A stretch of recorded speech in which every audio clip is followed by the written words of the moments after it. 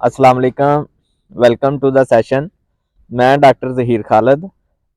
अब तक आपने ये तो सुना होगा, इंसानों के बच्चों को हम कहते हैं जी मेरा चन्न वर्गा पुत्र, मेरा चन्न पुत्र। आज आपको ना जानवरों में भी मून बेबीज दिखाते हैं। ये है जी मून बेबी, इसको हम कहते हैं मून बेबी। क्यों कहते हैं? बेसिकली ये है क्रूक्ड काफ्स। इस बीमारी का नाम है क्रूक्ड काफ्स और इनको मून बेबी भी कहा जाता है। मून बेबी क्यों कहा जाता है कि एक कंसेप्ट पाया जाता है, लोग सोचते हैं कि जो बच्चा पैदा हुआ है और अगर उसके ये जो खुर हैं ये वाले, ये इस तरह से टेढ़े हैं, या अगर उसके ये जो दोनों बाजू हैं, आगे वाली जो दोनों टांगे हैं वो अगर इस तरह से मुड़ी हुई हैं, तो ये चन्न ग्रहण का मसला है कि जब बच्चा माँ के पेट में था तो चन्न ग्रहण की वजह से ऐसा हुआ। ठीक है जी, इस वजह से इनको मून बेबीज भी कहा जाता है, जबकि टेक्निकली इनका नाम है क्रूक्ड काफ डिजीज। ये क्या बीमारी है, क्यों होती है और इससे हम कैसे बच सकते हैं, इसका इलाज क्या है, ये सारी चीजें मैं बताऊंगा। सबसे पहले आते हैं कि ये बीमारी है क्या, क्यों इस तरह इसके ये जो दोनों खुर हैं ये टेढ़े हो गए। अब ये सीधे भी नहीं हो रहे, इनको हम जितना मर्जी जोर दें ये सीधे नहीं होंगे। कुछ बच्चों के ऐसा होता है कि उनके ये जो घुटने का जोड़ है ये इस तरह से होता है, उसकी हम लेग सीधी करना चाहें वो नहीं हो सकती। ऐसा क्यों है?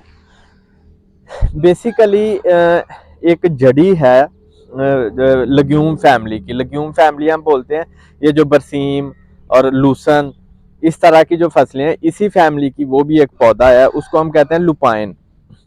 उसमें कुछ केमिकल्स होते हैं, अगर जानवर प्रेगनेंसी के दौरान वो वाला पौधा खा लेता है ना, तो अंदर जो बच्चा होता है वो मून बेबी बन जाएगा। क्यों? जो लुपाइन प्लांट है ना, ये बेसिकली खूबसूरती के लिए भी इस्तेमाल किया जाता है। इसके ऊपर बड़े खूबसूरत रंग के फूल लगते हैं और इसकी 199 तकरीबन 200 के करीब इसकी स्पीशीज हैं, वैरायटीज हैं। ब्लू कलर का होगा, इसको ब्लू बोनट भी बोलते हैं। नीले रंग का होगा, पीले रंग का भी हो सकता है, सफेद रंग का भी हो सकता है।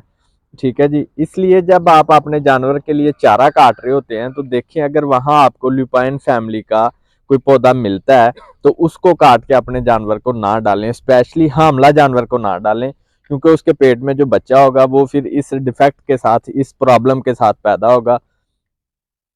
स्पेशली जब प्रेगनेंसी, जानवर की प्रेगनेंसी 40 से लेके 70 दिनों के बीच है, उस टाइम अगर जानवर वो पौधा खा लेता है तो उस पौधे से एक केमिकल निकलता है, उनको हम कहते हैं ट्रेटोजेनिक अल्कलॉइड्स।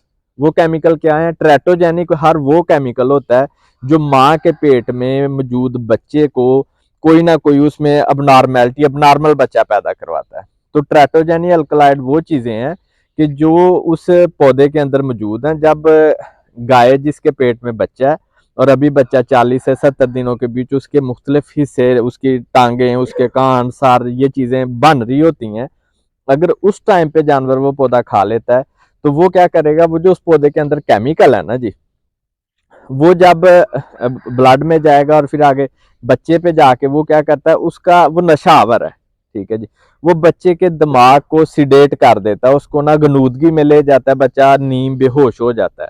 नीम बेहोश होने की वजह से बच्चे की स्पेशली जो लेग्स हैं वो जितना अरसा बच्चा बेहोश रहता है उसकी लेग जो है वो जिस पोस्चर में मौजूद है, अगर उसने लेग्स ऐसे रखी हुई हैं वो वहीं पे रहेंगी, अगर उसने अगले पाँव ऐसे रखे हुए थे वो वहीं पे रहेंगे, जबकि बाकी जो हिस्से हैं बच्चे के वो बनते रहेंगे।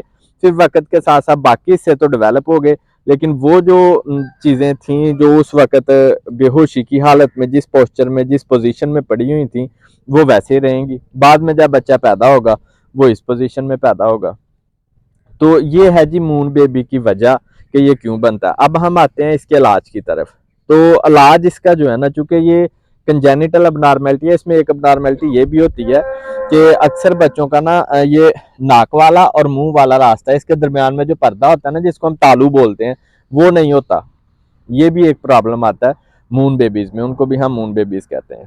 तो इलाज क्या है इसका? मैंने ये बेशुमार केसेस आते हैं इसका, मैंने सर्जिकली ना यहाँ कुछ लिगामेंट जो टाइट थे उनको भी काट के देखा है कि उससे ये सीधा हो जाए, लेकिन नहीं सीधा होता।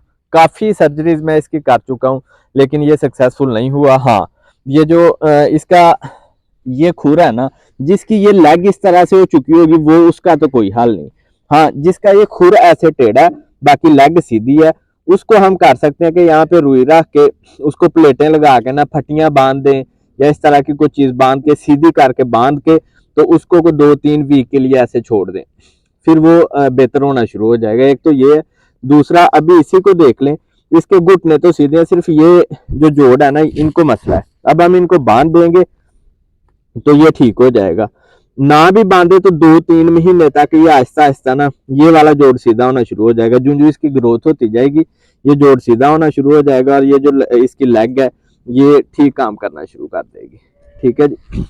अब आते हैं प्रिवेंशन के ऊपर, हम इसको रोक कैसे सकते हैं। रोकने का यही तरीका है कि जब आप चारा काट रहे हैं अपने जानवरों के लिए, वहां अगर आपको कोई भी ऐसा पौधा मिलता है कि जिसको फूल लगे हुए हैं, या जो आपको तस्वीर आप देख रहे हैं लुपाइन फैमिली की, इस तरह का कोई पौधा मिले, उसको ना काटें, और काट के अपने जानवर को बिल्कुल ना डालें, ज़ाया कर दें उसे।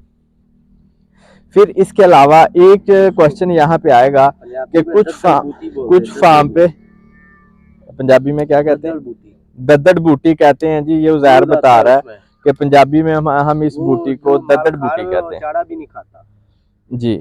तो इस चीज का ख्याल रखें, इसे इधर लेके आए। तो दूसरा हम आते हैं, कुछ फार्मर अब ये बात कहेंगे, फार्म्स हैं कुछ ऐसे जहाँ पे सब चारा डलता ही नहीं है, 2-2, 3-3, 4-4 साल तक उन जानवरों ने सब चारे को देखा ही नहीं है, वो साइलेज ही खाते हैं, वो साइलेज ही खाते हैं। तो वहां पे भी मून बेबीज पैदा होते हैं। तो उसका ये है कि मून बेबी हमेशा लुपाइन फैमिली ही नहीं करवाती, 70 से 80% जो ये बीमारी करवाती है ना, वो लुपाइन फैमिली करवाती है। जबकि कुछ पौधे वो हैं जो इस फैमिली में मौजूद नहीं है, लेकिन फिर भी वो ये वाला काम करवाते हैं। वो 10-20% है, मतलब हर वो चीज जिसके अंदर ट्रेटोजेनिक अल्कलॉइड्स मौजूद होंगे, जब वो जानवर खाएगा तो ये क्रूक्ड काव्स का मसला आएगा। सो साइलेज जब आप बना रहे हैं, हो सकता है कि उस टाइम कोई ऐसी जड़ी जिसके अंदर वो ट्रेटोजेनिक अल्कलॉइड्स मौजूद थे, वो आपके साइलेज में आ गया और जानवर ने खाया, और बाद में क्रूक्ड काव पैदा हुए हैं। ये था जी क्रूक्ड काव। इसमें ये चीज़ अब क्लियर है कि ये चानक ग्रहण नहीं है, इसकी एक वजह है, और उस वजह से ऐसे बच्चे पैदा होते हैं। इसके साथ मुझे इजाज़त दें।